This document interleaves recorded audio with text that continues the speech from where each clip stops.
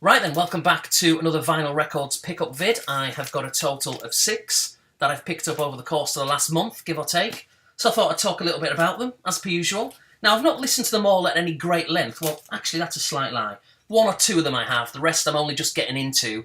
So I may not have a great deal to say about most of them, but we'll wing it. As it goes, we'll just kind of make it up on the spot and try and get away with it, as we usually do.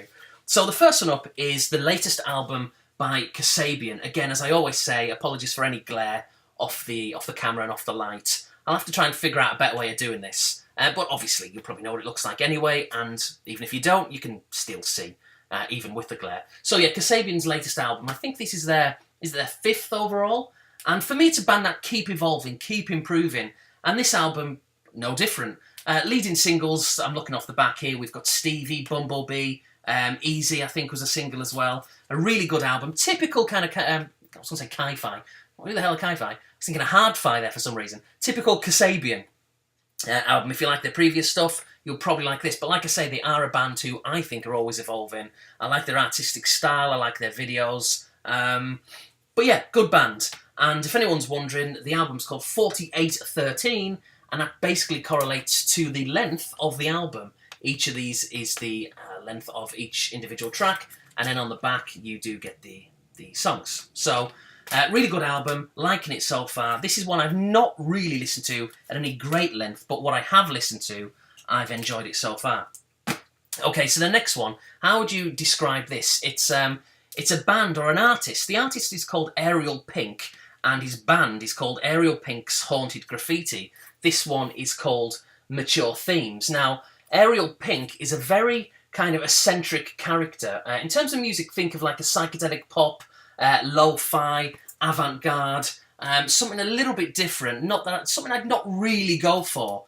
But I caught a couple of tracks off this album going back to late last year, and I thought I really like it. Those 2 tracks, which actually sound quite similar, Only in My Dreams and the title of the album, Mature Themes. But he's a band, or he's an artist who's been around for a long, long time.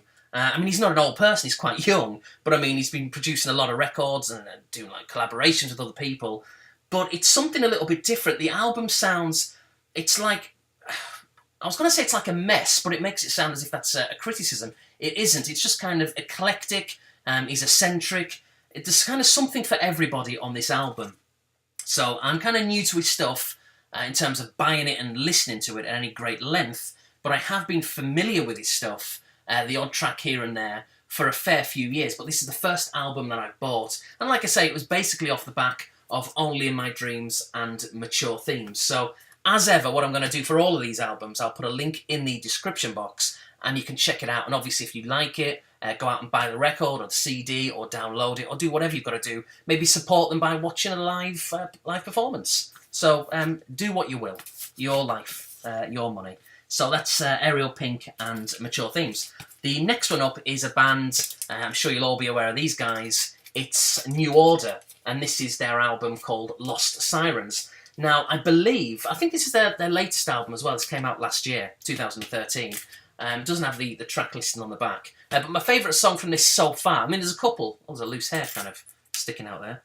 Sorry about that. Yeah, there's a couple of tracks in particular I like. The opening track's a good one, but Sugarcane so far is probably my favourite. It's almost got like a disco-y pop kind of vibe to it, which, you know, I really like. So, really good album. Now, I believe this is the last album to feature Peter Hook, who was because he's left the band, the bass player. And all of these tracks, again, I believe, were written from, what was the album called?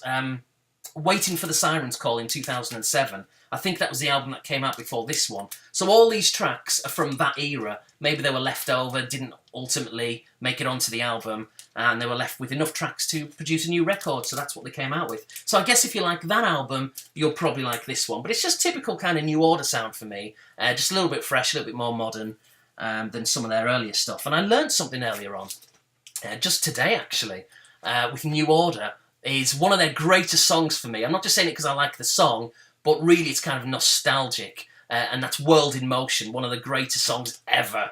Slight exaggeration. But it forever reminds me of the 1990 World Cup for obvious reasons, because it was the official England song to the World Cup in 1990, Italia 90. And World in Motion, that song, was the only, or is the only so far, probably, they're probably not going to get another number one, I imagine, but it's their only ever New Order. New Order's only ever number one single in the UK. Little statistic. Completely useless, but you never know. It could be on a pub quiz in the future or something. And, yeah, so there you go.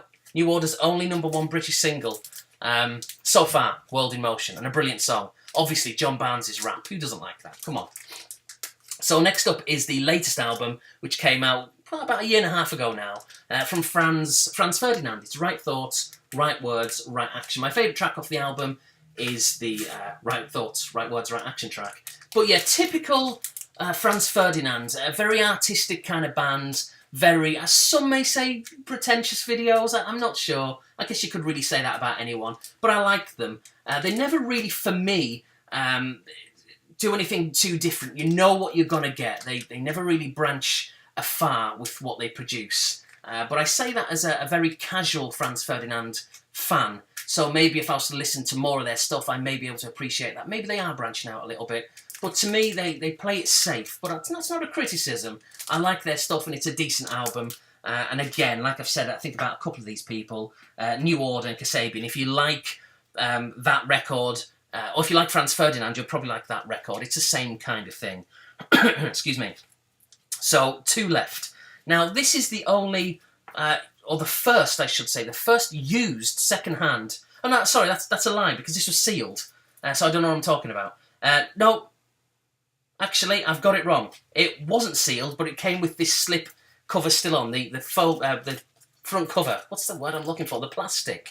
The sheet is still on, but it was used.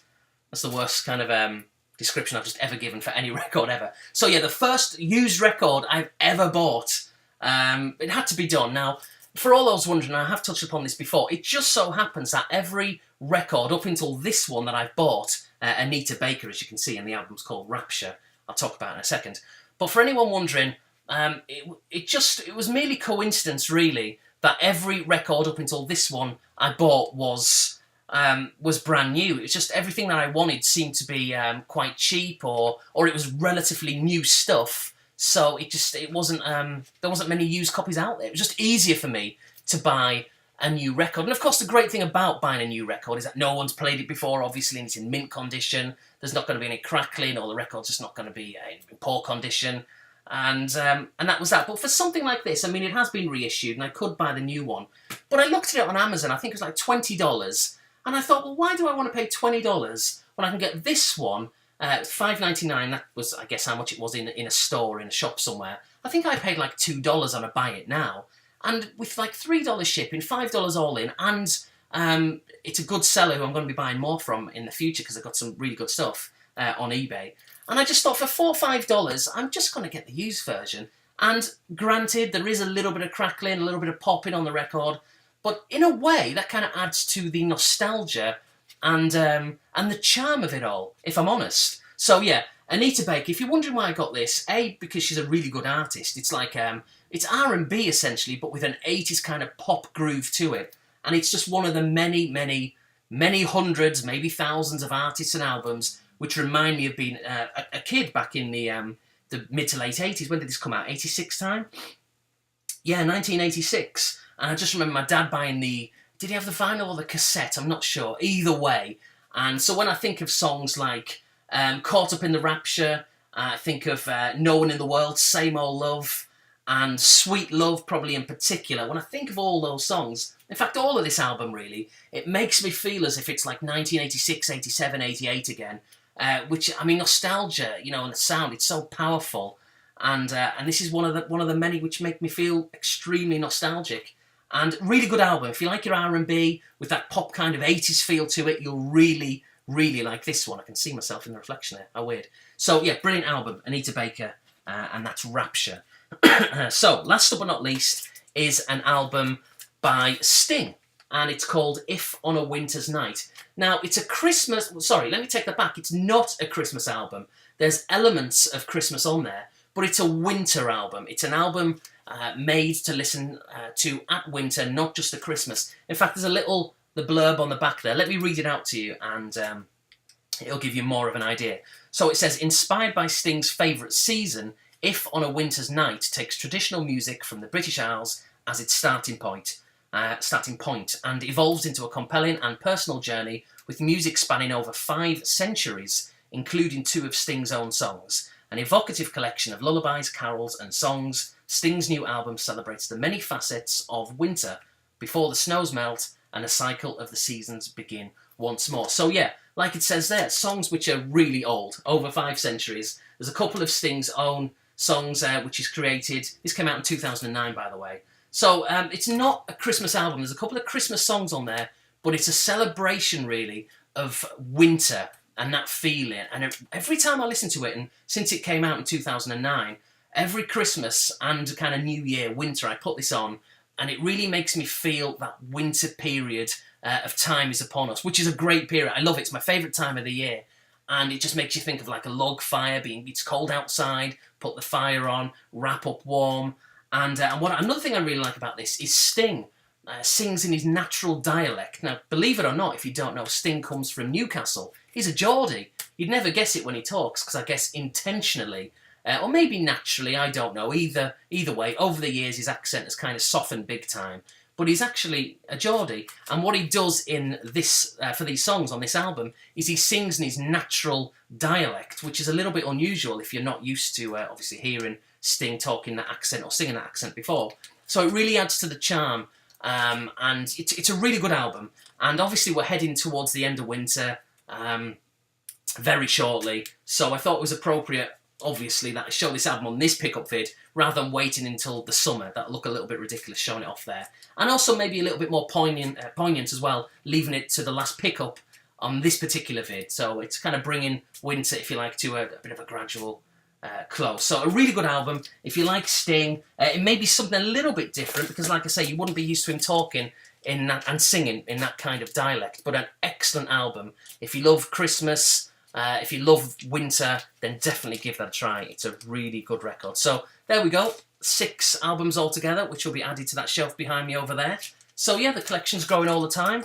As ever, really into my vinyl. I always will be now. I think, once you go vinyl, it's very difficult to go back. I will still pick up CDs every now and again, but really I'm going to concentrate on maybe limited editions or box sets, or obviously things which maybe came out on CD only, which aren't available on vinyl. Or maybe if it's a situation where the vinyl is ludicrously expensive, then I may pick up the CD, or I may not. I may just download it and stick it on iTunes. Anyway, thanks for watching. Until my next vid, see you later.